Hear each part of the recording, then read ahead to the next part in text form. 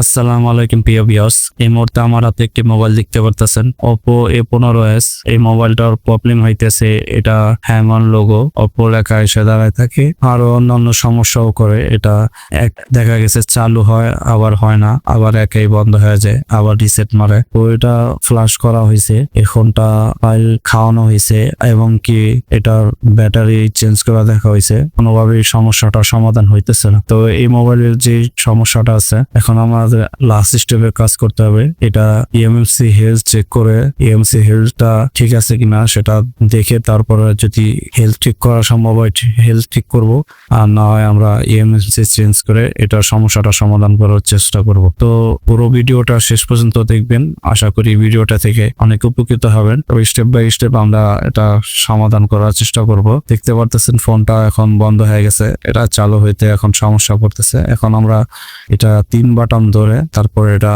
Keyboard দিয়ে সেটা আবার চালু করব। তো মূলত এটা এক এক সময় এক এক সমস্যা দিতেছে, এগুলা অধিকাংশ এই সমস্যাগুলা আপনার ইএমসিপি থেকে হয়। তো আমরা এখন এটা সমস্যার সমাধান করার চেষ্টা করব। তো শেষ পর্যন্ত ভিডিওটা দেখবেন। আমার চ্যানেলে নতুন হলে চ্যানেলটা সাবস্ক্রাইব করবেন, লাইক কমেন্ট শেয়ার করে আমার পাশে থাকবেন। তো চলুন আমরা এখন পরের স্টেপে এটার কাজটা করি। তো এখন এই অবস্থাতে সারাদিন থাকলো এটা লড়বে চলবে না, কিছু সময় আবার রিসেট মেরে রিকভারি মোড চলে আসতে পারে, কিন্তু সেট পুরোপুরি ওপেন হবে না। তো এখন আমরা সেটটা খুলবো। সেটটা খোলার জন্য আমরা হটগান দিয়ে চারপাশে হিট দিয়ে তারপর আমরা আঠাটাকে নরম করে নিব। আঠাটা নরম করে তারপর আমরা একটা কিছু দিয়ে এটাকে খুলবো। তো ব্যাকসেলটা খোলার পর আমরা সাথে সাথে এটা নাটগুলোকে খুলে ফেললাম, দেখতে পারতেছেন। তো নাট খুলে আমরা কেচিংটা এটা খুলে ফেলবো। তো দেখতে পারতেছেন কেচিংটা এখান থেকে খোলা হয়ে গেছে। এখন আমরা বোর্ডটা এখান থেকে আলাদা করব। এখানে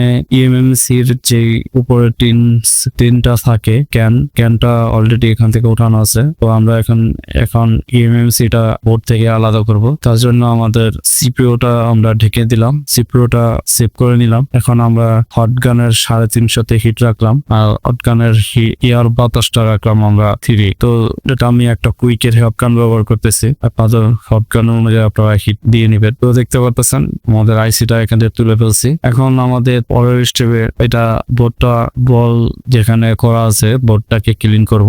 মাদারবোর্ডের আইসির নিচের বোর্ডটাকে ক্লিন করব। রানগুলা সোল্ডারিং উইক দিয়ে আমি রানগুলাকে আগে ক্লিন করে নিতেছি। দেখতে পারতেছেন আমার সোল্ডারিং উইক দিয়ে আমাদের রানগুলাকে সুন্দরভাবে ক্লিন করে তারপরে বোর্ডটাকে থিনার দিয়ে ওয়াশ করে ক্লিন করে নিলাম। দেখতে পারতেছেন বোর্ডটা পুরো চিকচিকা হয়ে গেছে। আমি আবার একটু পেজ দিয়ে আবার সুন্দরভাবে আরো একটু ক্লিয়ার করে নিব, যাতে কোনো সামান্য পরিমাণ রানও বাড়তি না থাকে। তো প্রত্যেকটা কাজ আমরা সুন্দরভাবে ক্লিন ভাবে করার চেষ্টা করব, তাহলে আমাদের কাজগুলা সাকসেস হওয়ার সম্ভাবনা বেশি। তো মূলত আমি নতুন টেকনিশিয়ানদের জন্য আমি একটু খোলামেলাভাবে ভাঙ্গা কাজগুলোকে বোঝানোর চেষ্টা করতেছি। যারা নতুন টেকনিশিয়ান তারা ধৈর্য সহকারে আশা করি কাজটা দেখবেন, আপনাদের অনেক কিছু এখান থেকে শিখতে পারবেন। তো এখানে দেখতে পাচ্ছেন আমি এখন আইসিটাকে ক্লিন করে নিলাম। আইসিটাকে থিনার দিয়ে সুন্দরভাবে ক্লিন করে নেওয়ার পরে এখন আমি আইসিটাকে রিভলভ করব। এখানে দেখতে পাচ্ছেন যে আমাদের আইসি প্লেটটা আছে, আইসি প্লেটটা সুন্দরভাবে বসায় নিলাম। এখন আমি এখানে যে আইসি পেস্ট আছে এই পেস্টটাকে আমি সুন্দরভাবে প্লেটের সাথে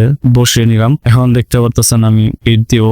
আমাদের খেয়াল রাখতে হবে এটা আমাদের হটগান যখন বল করবো হিট থাকবে 250 আর এয়ার থাকবে 2 অথবা 3। এটা যার হটগানের অনুযায়ী আপনারা করে নেবেন, কিন্তু হিটটা 250 ভিতরে রাখবেন বল করার ক্ষেত্রে। তো আমি দ্বিতীয় স্টেপে আবার এটাকে কেটে সমান করে আবার আরেকবার আমি পেস্ট বসিয়ে আবার রিভলভ করে নিলাম। তো আরেকবার একটু বেলে দিয়ে কেটে নিলাম, যাতে আমি এক চান্সে আমাদের আইসিটা রিভলভ হয়। কারণ যাতে বারবার পোর্টে অনেক সময় দেখা গেছে আইসি উঁচু নিচে হলে পোর্টে ফিটিং করতে দেখা গেছে এক চান্সে কাজ হয় না। তো দেখতে পারতেছেন আমাদের আইসিটাও রিভলভ কমপ্লিট হয়ে গেছে, বলগুলো কত সুন্দর ক্লিন দেখা গেছে।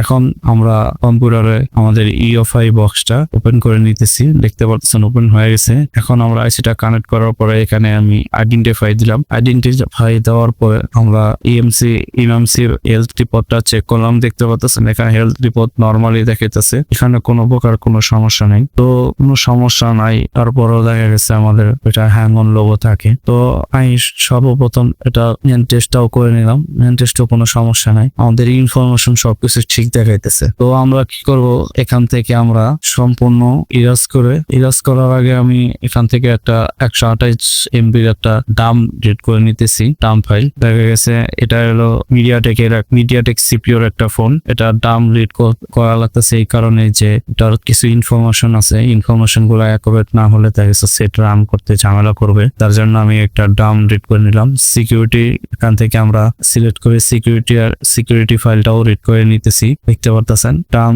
Read complete, security file read complete. এখন আমরা যে ফাইলটা ফ্লাশ করবো ওই ফাইলটা রার ভেঙে এখান থেকে দেখতে পাচ্ছেন এখানে রারও ভাঙতেছে আর এখানে আমাদের ফাইলটাও রিড হয়ে গেছে। এখন আমরা তো এই ফাঁকে আমরা আনলক টোলটাও চালু করে নিতেছি, কারণ এটা চালু হইতে একটু সময় নেয়। এই দেখতে পারতেছেন আমাদের রিড কমপ্লিট হয়ে গেছে। এখন আমরা এটাকে পার্টিশন করব। তো পার্টিশন করার জন্য আমরা সর্বপ্রথম ফ্যাক্টরি ইরেজ দিয়ে নিতেছি। তো ফ্যাক্টরি ইরেজ কমপ্লিট। এখন আমরা শুধু ইরেজ দিয়ে দিব। পুরো সম্পূর্ণ পার্টিশন আমরা খালি করে নিলাম। এখন আইডেন্টিফাই দিয়ে চেক করলাম, দেখতে পারতেছেন সম্পূর্ণ খালি হয়ে গেছে। এখন আমরা যে ফাইলটা রিড করছি সেই ফাইলটা এখান থেকে আমরা সিলেক্ট করব। তার জন্য আমরা মিলিয়ে নিব যে আমরা কোন ফাইলটা রিড করছি।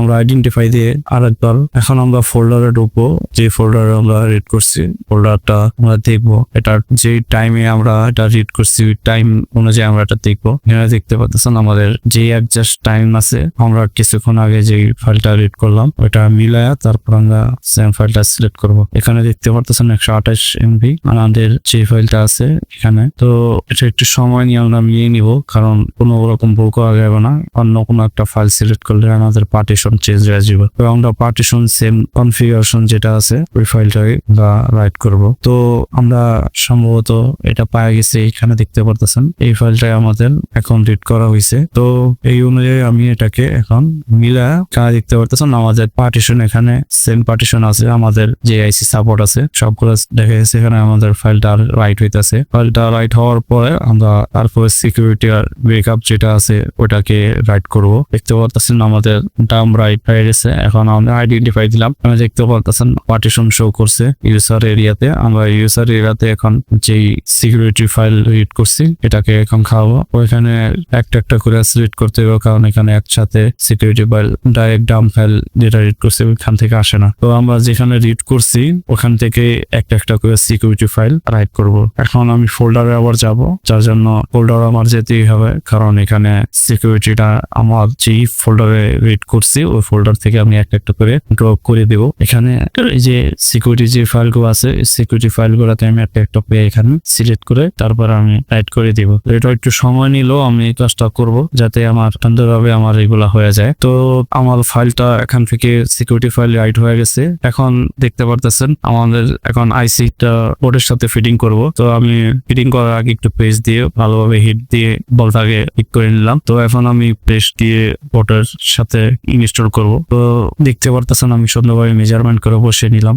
আইসিটা এখানে বসানোর পর আমি 350-তে হট গানের হিট রাখবো আর এয়ার আমি 303-তে রাখলাম। তো দেখতে পারতেছেন আমার আইসিটা এখান থেকে লাড়া দিয়ে সুন্দরভাবে বসায় দিলাম। আমাদের আইসিটা সুন্দর মতন বসে গেছে। তো আমি এখন বোর্ডটাকে ঠান্ডা করব। ঠান্ডা করার পরে আমি দেখতে পাচ্ছেন বোর্ডটা ঠান্ডা হয়ে গেছে। এখন আমি ভালোভাবে ক্লিন করে নেবো বোর্ডটা। আমরা প্রত্যেকটা কাজ সুন্দরভাবে ক্লিন করে করার চেষ্টা করবো, তাহলে দেখা গেছে আমাদের কাজগুলো সাকসেস হওয়ার চান্স বেশি থাকবে। তো এখন আমরা দেখতে পারতেছেন এখন এটাকে আমাদের ফুল ফ্লাশ করতে হবে। তো ফুল ফ্লাশ করে তারপর আমরা সেটটাকে চালু করব, কারণ আমরা শুধু পার্টিশন করছি, এটাকে এখন পর্যন্ত ফাইল খাওয়ানো হয় নাই। এখন আমরা ফাইলটাকে খাওয়াবো, তার জন্য আমি আনলক টোলটা এখান থেকে চালু করতেছি। আর আমাদের যে ফাইল আছে ফ্লাশ ফাইল থার্মার যে ফাইলটা আছে এই ফাইলটা এখান থেকে আমরা স্টাক করে নেব। তো দেখতে পাচ্ছেন আমাদের ফুল ফাইলটা আমরা এখান থেকে স্টাক করে নিতেছি। তো সর্বপ্রথম আমরা বাসনটা দেখে নিলাম। এখানে আমাদের যে লো বাসনটা আছে এটাকে খাওয়াবো,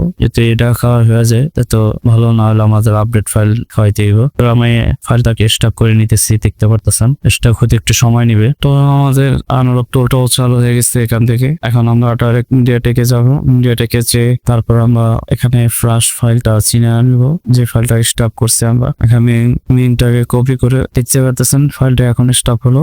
এখন আমরা এটা লিঙ্কটা কপি করে এখানে ফাইল চিনে নিচ্ছি। দেখতে পারতেছেন আমার ল্যাপটপে ফাইল চিনে নেওয়া হয়েছে। এখন আমি ডাইরেক্ট ফ্ল্যাশে দিলাম। ফ্ল্যাশে ক্লিক করার পরে এখন আমি সেটটাকে মোবাইলটাকে পিসির সাথে কানেক্ট করতেছি। দেখতে পাচ্ছেন পিসির সাথে কানেক্ট হয়ে গেছে, অলরেডি ফাইল খাওয়া স্টার্ট হয়ে গেছে। তো পুরো ফাইলটা খাও, আপনার কিছুক্ষণ অপেক্ষা করে দেখি কি হয়। তো আলহামদুলিল্লাহ ফাইলটা পুরো খায় ফেলেছে। এখন আমরা সেটটাকে চালু করবো। দেখতে পাচ্ছেন এখানে অফ লেখা এসে সেটটা চালু হয়েছে। তো সেকেন্ড লোগো চলে আসছে, এখন ফোনটা চালু হইতেছে, একটু সময় নিবে। তো আমরা কিছুক্ষণ অপেক্ষা করব। তো আশা করি আমাদের কাজটা সাকসেস হয়ে গেছে। আগে যে সমস্যাটা ছিল সেকেন্ড লোগোতে এরকম আসতো না, ফার্স্ট লোগোতে রিসেট নিয়ে চাল বন্ধ হয়ে যেত। আর আগে তো কি সমস্যা হইতো সেটা তো বলে দিছি আগে। তো দেখতে পারতেছেন আমাদের সেটটা চালু হইতেছে। তো আলহামদুলিল্লাহ দেখতে পারতেছেন এখানে সেটটা সম্পূর্ণ চালু হয়েছে, সেটিং করতে পারতেছে। তো আমার কাজটা যদি আপনাদের কাছে ভালো লাগে তাহলে আমার চ্যানেলটা সাবস্ক্রাইব করবেন, লাইক কমেন্ট শেয়ার করবেন আর পাশে থাকবেন। দেখা হবে নতুন কোনো ভিডিওতে। আল্লাহ হাফেজ।